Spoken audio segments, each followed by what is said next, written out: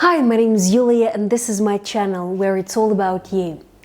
No matter how strong, healthy and fit we are now, we will all die one day. In 60, 70 years, if lucky, we will not be able to do the easiest things without somebody's help. How does it make us feel? Do we realize it, or do we want to run from the thought of our own vulnerability and mortality while we're still able? But what if we're not able? Disabled people are very often seen as the personifications of failure, loss of control, a lost fight, because we want to control what happens to us, how our body and brain works, how we respond to different things. As with race and gender, we do not quite realize that we have a privilege to be able-bodied. The distancing from disability is one of the reasons why the disabled live in the world where they are understood as different. The issues of disability in feminist studies have been the focus of research for many feminists. Davis, Garland Thompson, Morris, Shakespeare, Wendell, to name just a few. Disability, like gender, is culturally and socially shaped. Hence, this fabricated narrative of the body can and should be changed through our own perception, attitude, and actions towards people with different impairments. A new term, differently abled, was recently introduced to refer to disabled people, a kind of euphemism for the word disabled, which many might find oppressive. Some researchers are extremely dismissive of it. Take, for instance, Susan Wendell's response. Yet, to call somebody differently abled is much like calling her differently colored or differently gendered. If anything, it increases the otherness of disabled people because it reinforces the paradigm of humanity as young, strong, and healthy, with all body parts working perfectly, from which this person is different.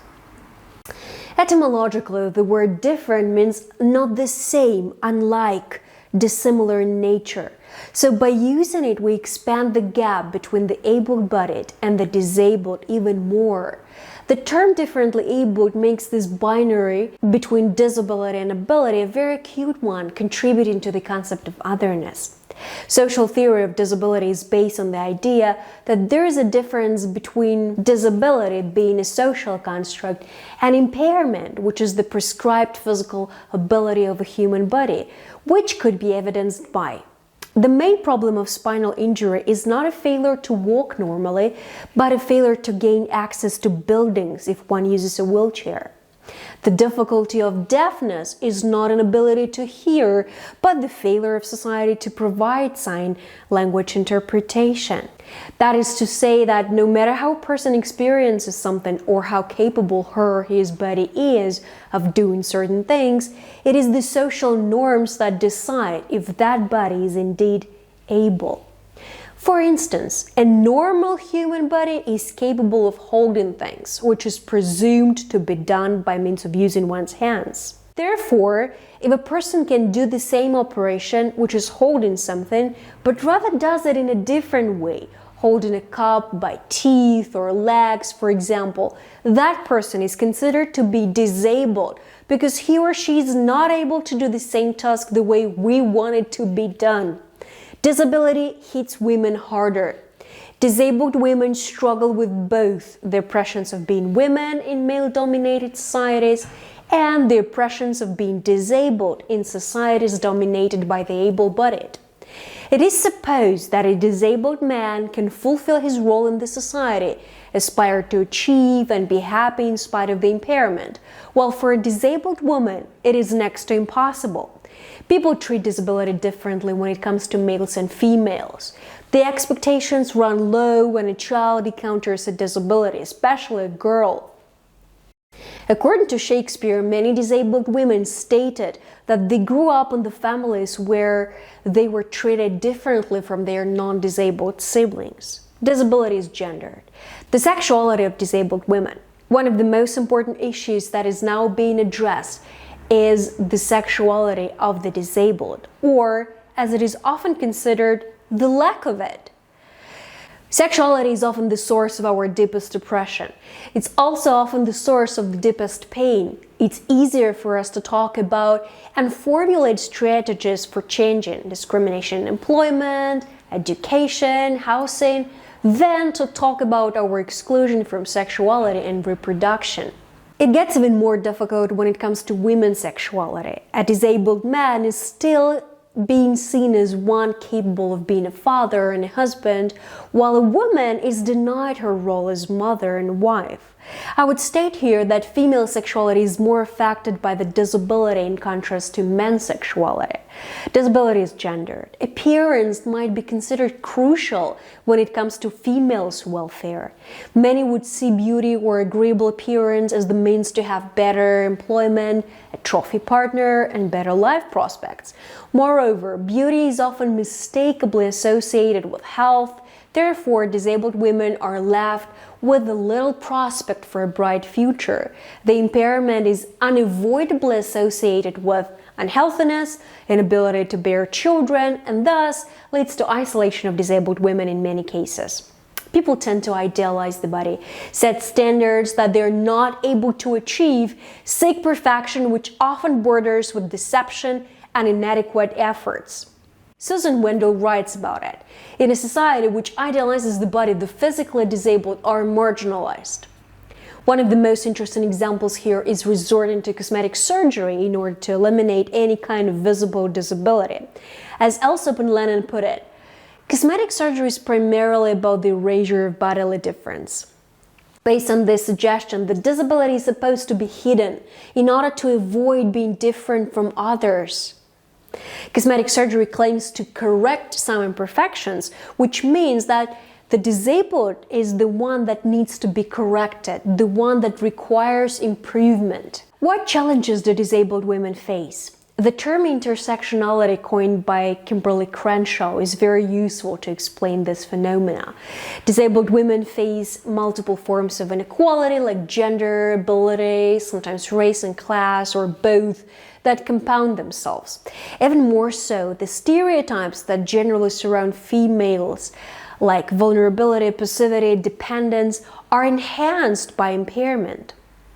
Appearance, physical abilities, financial implications, all this leads to exclusion of disabled women, frustration, and unhappiness. Naturally, society comes up with a response to that stigma. The response is the following. When it comes to disabilities, it is customary to assume that in order to make the disabled lives better, it is necessary to fix them, make them more like us, the able-bodied, find the cure that would ease their intolerable pain of bitter existence. I do not think there is any justification for thinking that their life is in fact so in need of repair. It might be patronizing to think that others want to live up to our standards because we cherish those standards so much. This is problematic. I'm thinking about the representations of the disabled in literature, music, movies, pop culture, and advertisements. We do not often see a disabled person featuring an advert of, for instance, real estate agencies or travel agencies, when there are happy families enjoying their life-changing trips, tasting local cuisine, smiling vigorously to each other, or newlyweds who have just found a perfect place to live and are unpacking cheerfully with a glass of red wine. We also do not often see the disabled as the protagonists of the books. The villains can be abnormal, scared, deformed, suffering, but not the heroes. However, it is worth noting that sometimes it is the disabled who become the particular interest for the artist. Take, for example, Tatsumi Hijikata, a Japanese artist known for Buto performance. He drove inspiration from impairments and body limits and used it in his performances. For him, the disability was integral from Buto. To conclude, I want to emphasize here that making them invisible, excluded out of our context, does not really make them disappear from our reality. So we might just as well start being normal, imperfect humans, all of us, in need of help, interdependent, and happy, without any exclusions based on any physical and mental expectations. I cannot but wonder what would happen if we as a society eliminate all the barriers and obstacles that disabled people might face. What would happen if we change architecture, the legal system, accessibility, employment policy, attitudes? Would there still be a single disability or maybe just an impairment left? Are we able to create an environment where disabled people do not feel othered? Another logical question would be, why have we not done it so far? It does not take that much money or efforts given the budgets countries and world organizations spend on finding cures for different diseases. We rarely consider disabled people to be the source of valuable information, of possibilities that, for the lack of necessity or grand misunderstanding, is not available to the able-bodied. I have clearly realized one thing now. We live in the world where we are all dependent on each other in multiple ways, whether we want it or not. The acceptance of mutual interdependency can make our life easier and definitely eliminate the tension that disabled have to bear. Women with disability can and should be seen as active members of the society. Even though they have to go through multiple oppressions, the situation can change for better. We can change their disability into an impairment. We can perceive them naturally, without patronizing, but with readiness to help and acceptance that we're simply ignorant about the way our body can function in miraculously different ways. Thank you for watching, and don't forget to hit the like button and subscribe to this channel to be the first to see my new videos. My name is Yulia Maryamova, and it's all about you.